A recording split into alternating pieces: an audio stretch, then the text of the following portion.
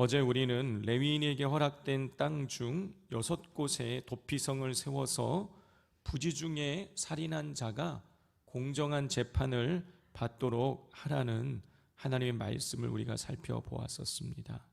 성도 여러분, 어떤 이유든지 한 사람의 생명을 앗아간 이 살인 사건은 엄정히 다뤄져야 하는 일이기에 단지 도피성으로 피한다고 해서 모두가 보호받을 수 있는 것은 아니었습니다. 자, 그렇게 오늘 본문에서 하나님은 도피성에서 받기 위해서 지켜야 할 그 법을 알려주셨어요. 자, 먼저 22절부터 28절 말씀을 보면 하나님은 도피성에서 보호받기 위한 조건을 말씀하여 주셨습니다. 성도 여러분, 하나님은 이 죽은 피해자의 생명뿐만이 아니라 의도치 않은 사고로 고통당할 이 가해자와 그의 가족들의 삶도 소중히 여기셨어요. 따라서 하나님은 악의 없이 의도하지 않은 그런 부지 중에 사람을 밀쳤다든가 또는 기회를 엿보는 일이 없이 무심코 무언가를 던져 사람을 죽였다든가 또 그곳에 사람이 있는 줄 모르고 돌을 던져 사람이 죽게 된 것이 이렇게 의도하지 않고 부지 중에 사람이 죽는 일이 발생했을 때에는 도피성의 그 보호를 받을 수 있게 하셨습니다. 그렇게 부지 중에 사람을 죽이고 도피성으로 피하면 이 사람을 피해자 가족들 중에서 이 사람을 해하거나 어떤 보복을 할 수 없게 만드셨어요.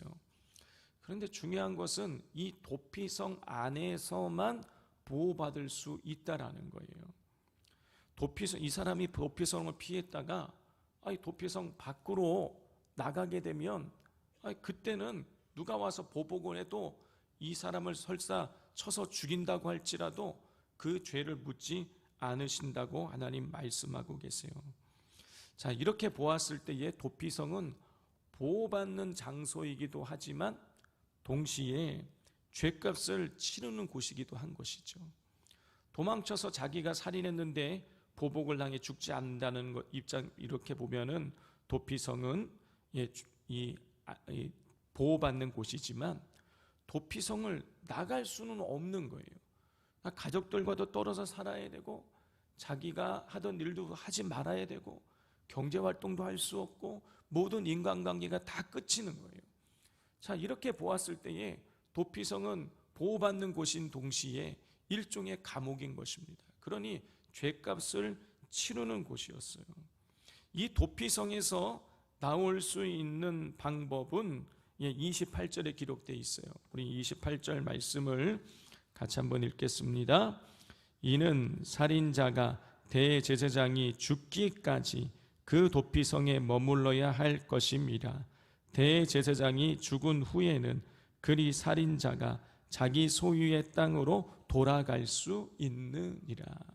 이 도피성으로 부지 중에 살인했는데 대제사장이 예를 들어서 죽게 된다. 대제사장은 한 명이에요. 이스라엘 대제사장이 죽으면 그때는 이 사람의 죄가 사해져서 돌아갈 수 다시 이 자기의 원래 있던 삶의 자리로 돌아갈 수 있게 되는 것이에요. 이 제사장의 죽음을 이 백성들이 죄를 다른 사람의 죄를 대속한다는 의미로 하나님께서 받아주시겠다라는 것이죠. 자, 이렇게 하나님은 도피성 제도를 허락하시되 이 제도가 인간의 어리석음으로 인해서 오용되지 않도록 이런 원칙들을 세워 주셨어요. 자, 그리고 30절부터 34절에서 살인에 관한 추가 규례를 말씀하십니다. 우리 30절 같이 읽겠습니다. 사람을 죽인 모든 자, 곧 살인한 자는 증인들의 말을 따라서 죽일 것이나 한 증인의 증거만 따라서 죽이지 말 것이요. 예.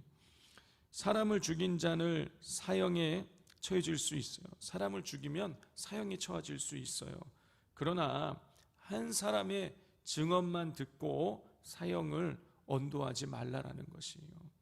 왜냐하면 사람을 죽인 그 살인자의 생명 역시 하나님이 귀하게 여기시기 때문인 것이죠. 그러나 고의로 살인한 자에게는 자비가 베풀어지지 않았습니다. 우리 31절 같이 읽겠습니다.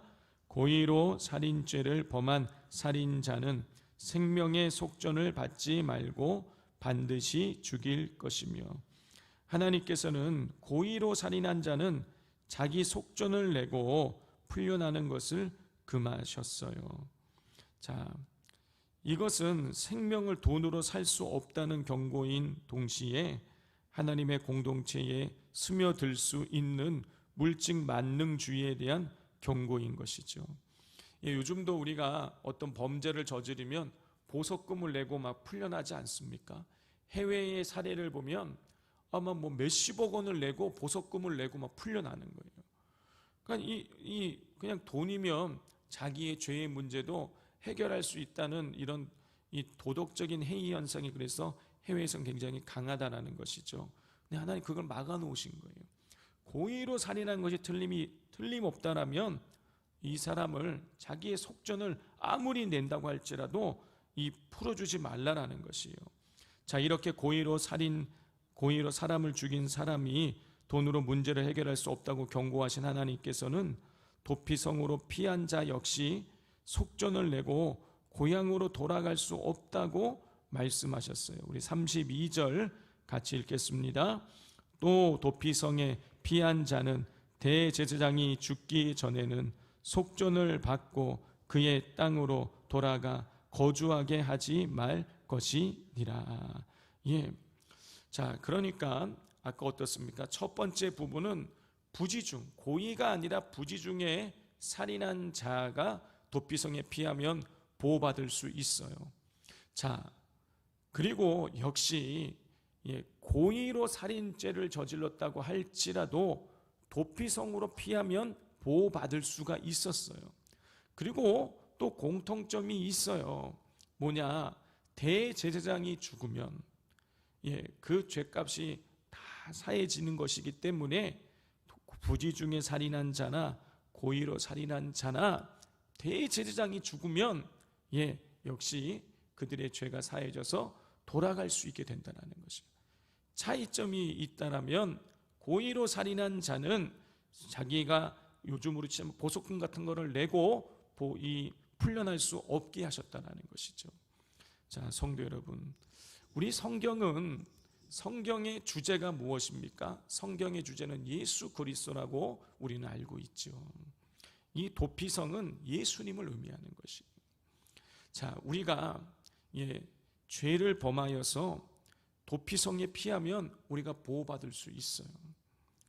자, 그런데 도피성 밖으로 피하면, 도피성 밖으로 나가면 똑같은 죄를 저질렀지만 도피성 안에 있을 땐 보호받지만 도피성 밖으로 피하게 되면 죽게 되는 것이에요.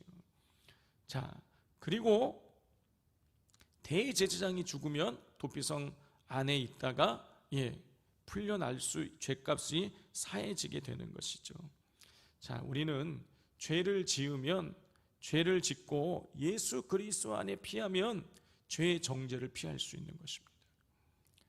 예수님께서 십자가 달려 피 흘려 죽으셨을 때에 우리의 모든 죄가 다 사해지게 된 거예요. 그러니까 도피성 자체가 예수 그리스도를 의미하는 거예요. 예수 그리스도 안에 어떤 죄든지 가진 자들이 피하게 되면 죄의 심판을 면할 수 있게 되어지는 것입니다. 또 히브리서를 보면 예수님을 영적인 대제사장으로 표현을 하고 있어요. 그 영적인 대제사장이 되신 예수님께서 피 흘려 죽으셨을 때에 우리의 모든 죄가 다 사함받게 됐죠. 자, 마찬가지로 오늘 구약 성경에서도 대제사장이 죽으면 그 설마 살인죄를 지었을지라도 그 죄가 사해져서 이제 다시 삶의 자리로 돌아갈 수 있게 되어지는 것이에요.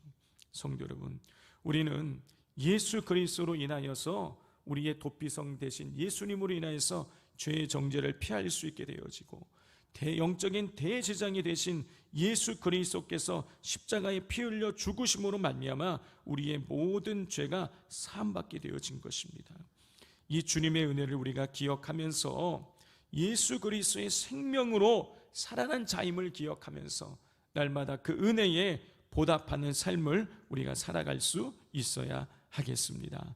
우리 이 시간 같이 기도하기를 원합니다. 이 시간 기도할 때에 우리의 죄를 사해 주신 그 예수님의 은혜를 기억하면서 우리가 감사하기를 원합니다. 우리 주님께서 날 위하여 십자가에 달려 죽으신 그 은혜에 감사하면서 우리가 기뻐하면서 우리가 살아가기를 이 시간 기도하기를 원합니다. 또 이 시간 기도하실 때 그 받은 바 은혜에 보답하는 삶을 살아가느라고 결단하고, 또 금요 기도회를 통하여서 하나님 성령 강림 주일을 앞두고 있는 이 금요 기도회를 통하여서 성령의 은혜를 우리에게 부어 달라고, 성령 충만하게 해 달라고 이 시간 우리 주여 삼창하고 기도하겠습니다.